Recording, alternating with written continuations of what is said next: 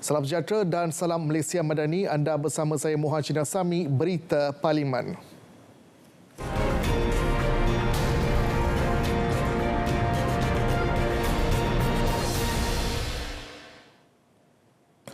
Sejumlah 2.6 juta ringgit telah disalurkan kepada penerima bantuan khas kewangan kesan mudarat vaksin setakat 31 Mei lalu. Timbalan Menteri Kesihatan Lukan Isman Awasauni berkata, daripada 319 permohonan yang diterima, 150 daripadanya telah diluluskan.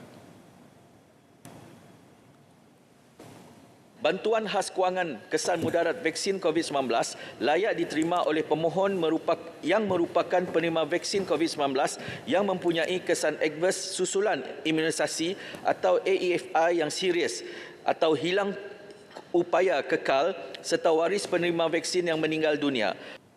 Beliau menyatakannya ketika menggulung perbahasan kertas putih pengurusan perolehan vaksin COVID-19. Lukan Isman memaklumkan sehingga 30 April lalu, Bahagian Regulatori Farmasi Negara NPRA telah menerima 26,717 laporan AEFI melalui sistem pelaporan NPRA. Daripada jumlah itu, hanya 7% melibatkan kesan adverse yang serius manakala majoriti iaitu 93% lagi mengalami kesan adverse ringan.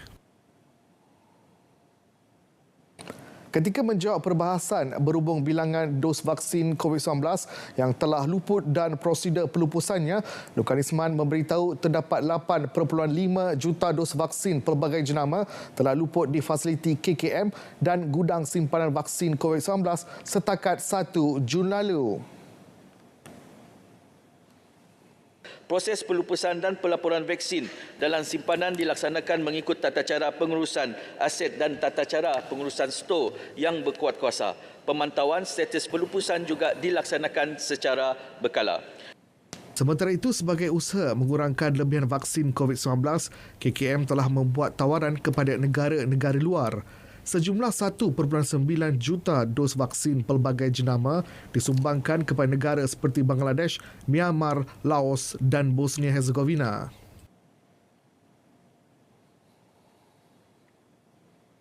Dewan hari ini turut dibentangkan laporan tahunan dan penyata kewangan Suhakam 2020. Menteri di Jabatan Perdana Menteri, Undang-Undang dan Reformasi Institusi, Datuk Seri Azalina Osman Said berkata, ia dibentangkan bagi proses semak imbang ahli Dewan sekaligus cadangan dan pindaan yang diusul terdapat dan dapat dilaksanakan. Antara bidang tematik yang khususnya dilaporkan adalah COVID-19 dan hak asasi manusia, orang asli, orang asal, perdagangan orang, pelarian dan pencari suaka, perniagaan dan hak asasi manusia, dan Islam dan hak asasi manusia. Pelbagai syur bagi setiap isu yang dikaji dan dilaporkan turut dinyatakan dengan jelas dalam laporan tersebut. Sebelum ini, laporan tahunan dan penyata kewangan Suhakam 2020 telah dibentangkan kepada Dewan Rakyat pada 25 Mei lalu. Ketika sesi perbahasan kertas putih pengurusan perolehan vaksin COVID-19, Ahli Parlimen Kuala Selangor yang juga bekas Menteri Kesihatan, Datuk Dr. Zulkifli Ahmad berpandangan kesilapan yang pernah dilakukan termasuk berkaitan vaksin dan strategi memerangi COVID-19 wajar dijadikan iktibar. Pengembelengan di peringkat negeri ya seharusnya diberikan ruang seperti mana yang YB Kuala Langat menyebutkan, ya kami di Selangor contohnya, ya perlu diberikan ruang untuk perkongsian data, untuk kami buat data analytics, membuat prediction dan dapat mengawal sebelum datangnya vaksin. Kita dapat mengawal ledakan ataupun yang dikatakan sebagai ledakan-ledakan, ya, outbreak dengan begitu baik andainya kita ada perkongsian data. Saya ingin menyampaikan rasa sedih pegawai-pegawai kesihatan sebagai ahli Parlimen Putrajaya berjumpa menceritakan apabila dah selesai pandemik macam-macam disiasat seolah-olah kami ini membuat salah, perolehan itu tak kena, vaksin tak kena dan sebagainya. Sedangkan bagi mereka ada yang menangis pada waktu susah tersebut, waktu mayat bergelimpangan, mereka frontliners inilah yang berada di depan tanpa memikirkan tentang hal lain. Secara keseluruhannya, proses perolehan vaksin COVID-19 ini telah berjaya membantu mencepatkan program vaksinasi COVID-19 sehingga mencapai tahap imuniti kelompok lebih awal, iaitu pada September 2021 berbanding sasaran awal Februari 2022.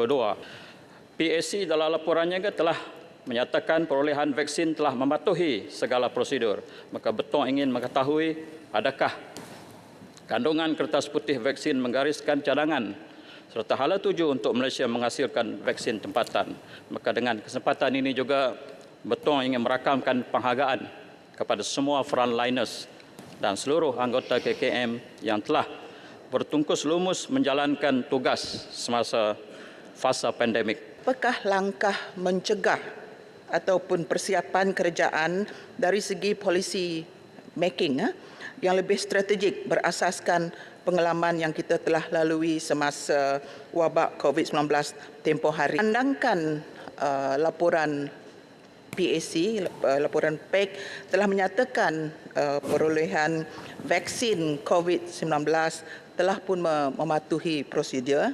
Maka saya ingin juga bertanya sama ada kandungan kertas putih pengurusan perolehan vaksin COVID-19 ini merangkumi atau berhala tuju ke arah penghasilan vaksin. Dalam pada itu, pada sesi perbahasan laporan tahunan dan kewangan Suhakam 2020, Ahli Parlimen Bangi Syarizan Johan menyentuh berkaitan pelantikan Pesuruhjaya Suhakam. Beliau turut menyentuh antara isu tahanan SOSMA dan reman berantai. Sebelum ini kita ada melihat, Tuan Yang di-Pertua, ada persoalan yang dibangkitkan mengenai kompetensi dan pengalaman Pesuruhjaya Suhakam. Jadi, Bangi mencadangkan, Tuan Yang di-Pertua, supaya proses pelantikan ini ditambah baik dengan satu mekanisme yang lebih terus. Salah satu daripada cadangan yang dibuat adalah supaya dipindahnya Seksyen 13, dimansuhkan. Seksyen 13 ini, Tuan Yang di-Pertua, yang menafikan jaminan kepada tahanan SOSMA. Saya menyokong cadangan ini supaya kita beri semula budi bicara itu kepada mahkamah untuk menentukan sama ada seseorang yang ditahan bawah SOSMA itu patut diberikan jaminan atau tidak. Dan kita tahu sekarang ini kita ada banyak peranti yang boleh digunakan. Sementara itu, Ahli Parlimen Tuaran menyentuh isu berkaitan pemberian status kewarganegaraan dan mencadangkan pindahan undang-undang selain penubuhan tribunal. Beliau turut membangkitkan isu pengurusan ketika COVID-19 melanda negara. Meminda undang-undang yang terlibat untuk mengiktiraf hubungan darah melalui ujian DNA sebagai bukti untuk mengiktiraf anak seseorang warga negara sebagai warga negara juga. Ketiga, menubuhkan 3 buah tribunal khas di Sabah, Sarawak dan Semenanjung untuk meneliti kes-kes yang melibatkan kewarganegaraan dalam kalangan orang asal atau orang asli yang keciciran dalam sistem sedia ada. Kerajaan perpaduan harus menubuhkan sebuah suruhanjaya siasatan diraja untuk menyiasat kegagalan administratif kerajaan persekutuan dan negeri-negeri sewaktu menguruskan COVID-19 serta memberikan sor-sor yang dapat mencegah kegagalan daripada berulang kembali. Isu berkaitan kebajikan dan perkasaan hak asasi kanak-kanak turut disentuh ketika perbahasan. Ahli Parlimen Sikh menyarankan agar Kementerian Pembangunan Wanita, Keluarga dan Masyarakat serta Kementerian Dalam Negeri melaksanakan program Alternative to Detention ATD dengan segera dan menyemak semua skop dan kriteria program itu bagi menambah resolusi lain selain hantar pulang pelarian. Hingga 15 Mei 2023, 969 kanak-kanak telah ditahan di Malaysia termasuk 542 kanak-kanak lelaki dan 427 kanak-kanak perempuan. Ini jawapan di dalam Dewan Yang Mulia ini. Dalam laporan Amnesty International Malaysia dilaporkan kematian di depo tanah imigresen adalah perkara biasa. Terdapat lebih 598 kematian yang dilaporkan dari tahun 2014 hingga Julai 2022. Kenapa kita Malaysia perlu menghentikan penahanan kanak-kanak di depo imigresen dengan segera? Yang pertama iaitulah kita sedar bahawa tahanan kanak-kanak membahayakan kesihatan fizikal dan mental kanak-kanak tersebut. sebarang tempoh penahanan termasuk tempoh penahanan yang pendek mengakibatkan kesan berpanjangan kepada kanak-kanak sama ada mereka ditahan bersama ahli keluarga mereka atau bersendirian. Yang kedua, kenapa kita perlu menghentikan penahanan kanak-kanak ini? Tahanan imigresen menjejaskan ekonomi kita. Tahanan imigresen adalah 90% lebih mahal daripada program penjagaan alternatif yang menyediakan penjagaan dan perlindungan berdasarkan komuniti bagi kanak-kanak pelarian dan migran di Malaysia. Yang ketiga, sementara itu, Ahli Parlimen Tumpat berpandangan hak asasi manusia di Malaysia perlu diperincikan mengikut nilai budaya, ekonomi dan politik di negara ini. Kita ada dua benda. Satu, hak asasi manusia diperlukan universal dan hak asasi manusia diperlukan negara sendiri. Kerana kita lihat dalam negara kita, 70% daripada rakyat merupakan orang Melayu Islam. So dalam hal ini, kalau DOSM telah memberikan perincian sebegini, sejauh manakah deklarasi Kaherah diguna pakai dalam mencorakkan naratif hak asasi Malaysia? Sebab kita lihat ini, deklarasi Kaherah tidak diguna pakai ataupun jarang dirujuk oleh pihak Suhakam. Jadi kalau kita ingin menafsirkan maksud human ataupun manusia, atau insan itu perlu diteliti semula. Malah istilah rights itu sendiri berbeza dengan kita. Dalam Islam atau dalam pemikiran Melayu sekalipun, hak itu adalah daripada perkataan hukuk ataupun yang memberi maksud bukan sahaja right, tapi juga responsibility dan kebenaran. Ada 3 aspek yang saya ingin utarakan di sini, iaitu pertama, berkaitan dengan perpaduan. Kita semua rakyat Malaysia seharusnya menjadikan nilai perpaduan ini sebagai satu aset kita, aset negara kita yang utama sekali demi masa hadapan. Yang keduanya ialah kita harus kurangkan perbezaan di antara sesama kita sebagai rakyat Malaysia yang kita cintai ini. Kurangkan perbezaan, jurangkan perbezaan di antara setiap kaum dan setiap bangsa dan setiap agama. Dan yang ketiga, seperti pepatah Inggeris, unity begins at home, ataupun perpaduan bermula daripada rumah itu.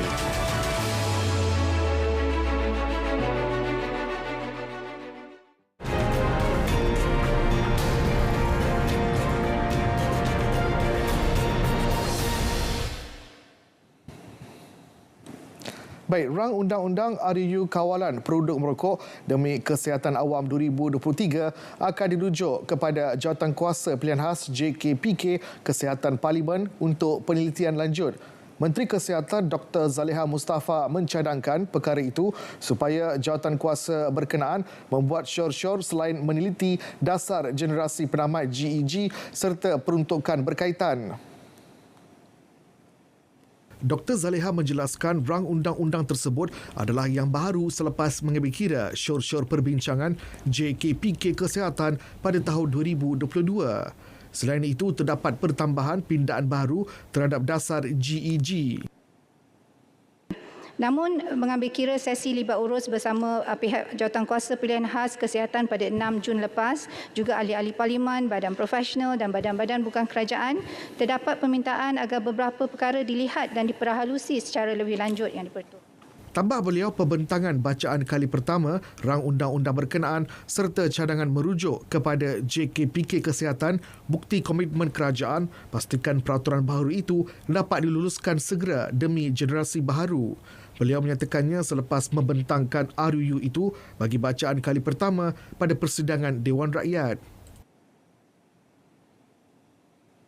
Kementerian Kesihatan KKM menyasarkan pengurangan sebanyak 25% kes penyakit tekanan darah tinggi menjelang 2025. Menterinya Dr. Zaliha Mustafa berkata, KKM turut meletakkan sasaran untuk mengurangkan penggunaan garam sebanyak 30% bagi tempoh yang sama. Kadar obesiti juga akan dipastikan kekal berada bawah paras 15%. Khusus bagi kencing manis ataupun diabetes ini, kita melakukan pemantauan. Pemantauan adalah melalui pengukuran darah HbA1c ataupun paras glukos darah dalam masa setiap 3 bulan. Dan bagi tahun 2022, kita dapati sebanyak 31.89% pesakit diabetes ini telah mencapai tahap kawalan diabetes yang baik. Iaitu HbA1c dia adalah kurang daripada 6.5%. Beliau menjawab soalan tambahan Wakil Balik Pulau Datuk Muhammad Bakhtiar Wan Cik. Akta Pemajuan Perumahan Kawalan dan Pelesengan 1968 Akta 118 sedang ditambah baik. Ia bagi memastikan pelidukasi yang dilantik memainkan peranan sebagai pemaju perumahan untuk menyelesaikan isu pemulihan projek demi kepentingan pembeli teraniaya. Timbalan Menteri Pembangunan Kerajaan Tempatan Akmal Nasrullah Muhammad Nasir berkata, bagi situasi pelikuidasi yang enggan menyelesaikan projek terbengkalai, tiada tindakan yang boleh diambil mengikut Akta 118.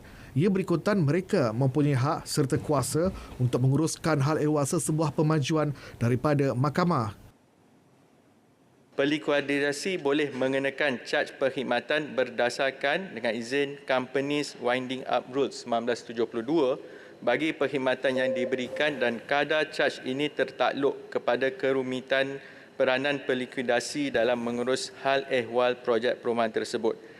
Beliau memaklumkan Kementerian Akur terdapat pertikaian oleh pembeli berkaitan kadar fee berkenaan. Oleh itu, sesi libat urus diadakan bersama agensi-agensi dan badan yang bertanggungjawab seperti Jabatan Insolvensi Malaysia, Jabatan Akauntan Negara Malaysia dan Persatuan Pengamal Insolvensi Malaysia. Beliau menjawab pertanyaan Wakil Selayang William Leong G. Kin.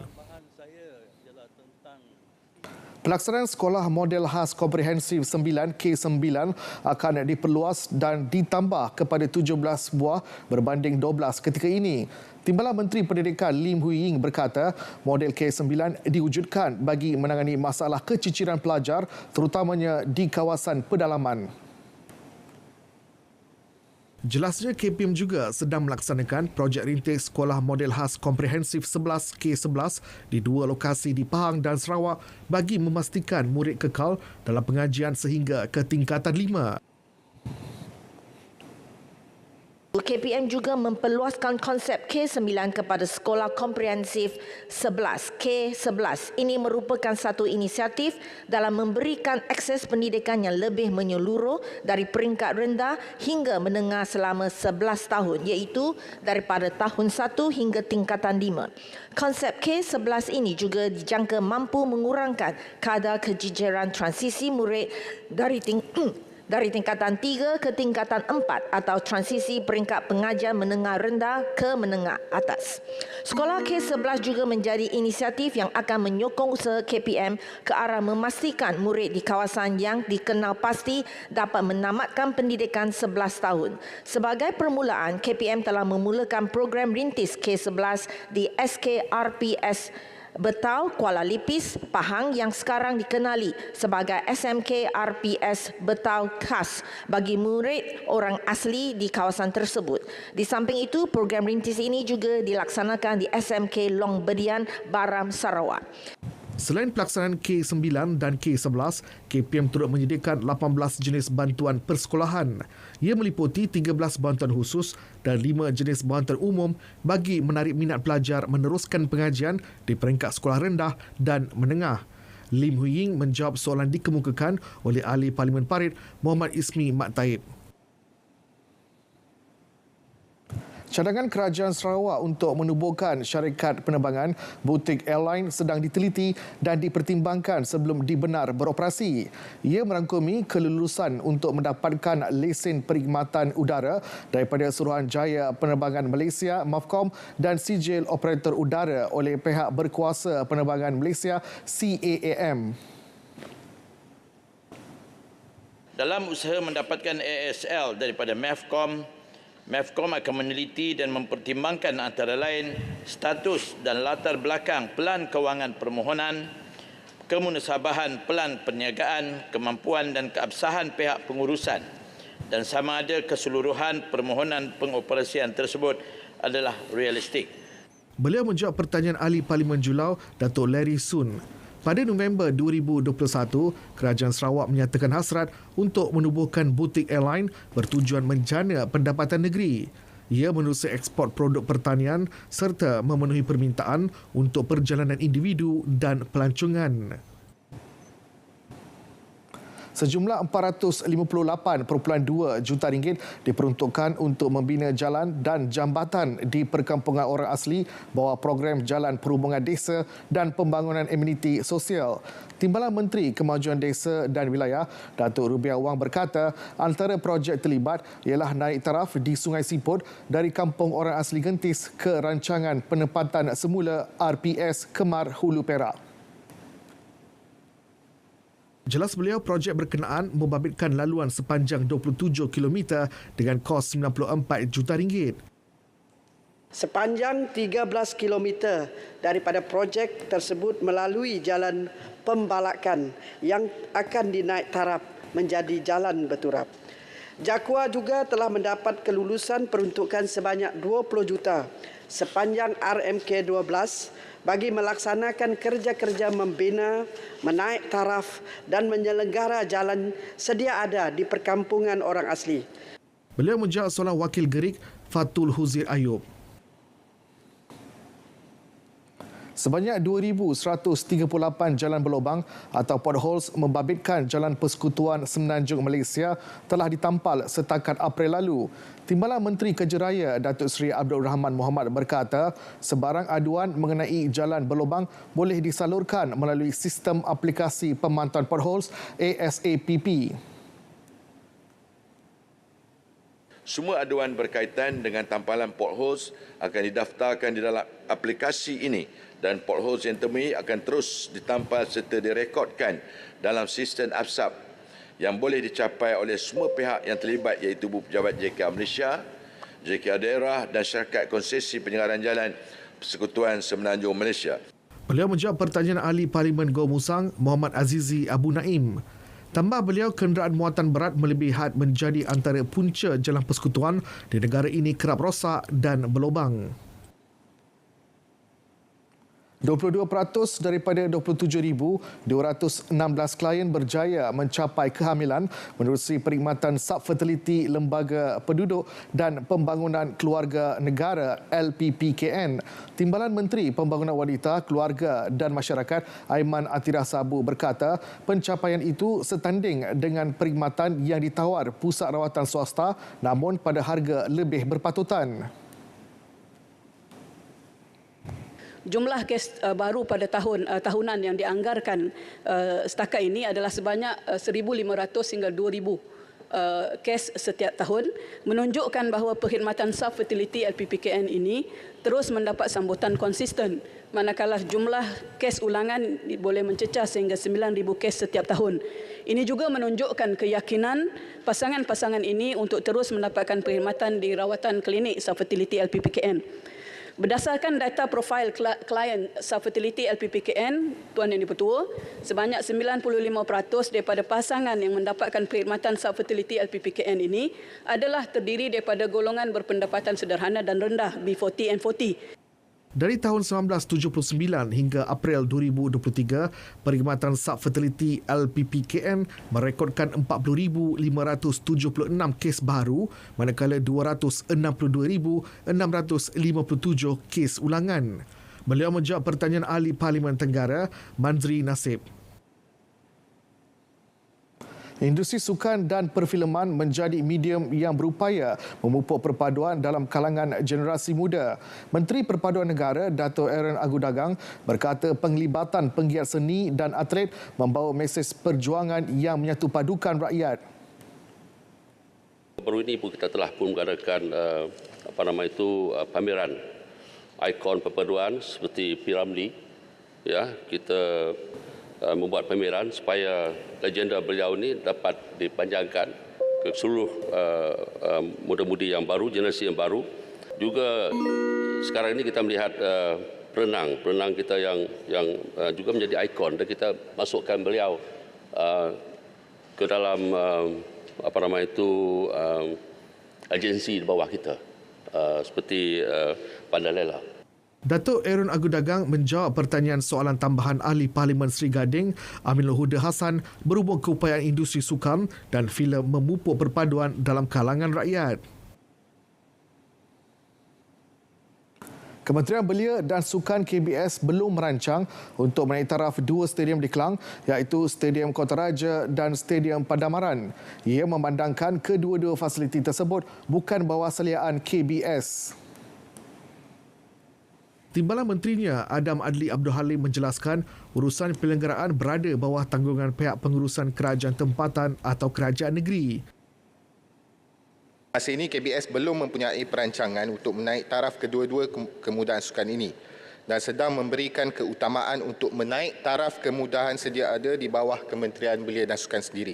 Namun begitu, Ahli Yang Berhormat boleh membuat permohonan naik taraf melalui Jabatan Belia dan Sukan Negeri Selangor untuk dipertimbangkan oleh pihak KBS tertakluk kepada peruntukan sedia ada. Beliau menjawab pertanyaan yang dikemukakan Wakil Klang, Gandapati Rao Wiraman.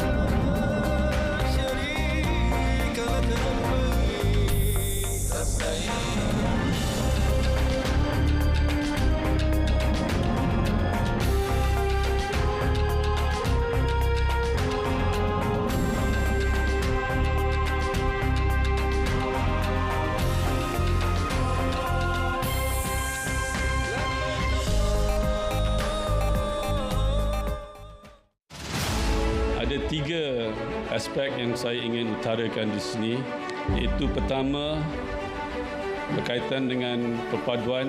Kita semua rakyat Malaysia seharusnya menjadikan nilai perpaduan ini sebagai satu aset kita, aset negara kita yang utama sekali demi masa hadapan. Yang keduanya ialah kita harus kurangkan perbezaan di antara sesama kita sebagai rakyat Malaysia yang kita cintai ini. Kurangkan perbezaan, jurangkan perbezaan di antara setiap kaum dan setiap bangsa dan setiap agama. Dan yang ketiga, seperti pepatah Inggeris, unity begins at home, ataupun perpaduan bermula daripada rumah itu.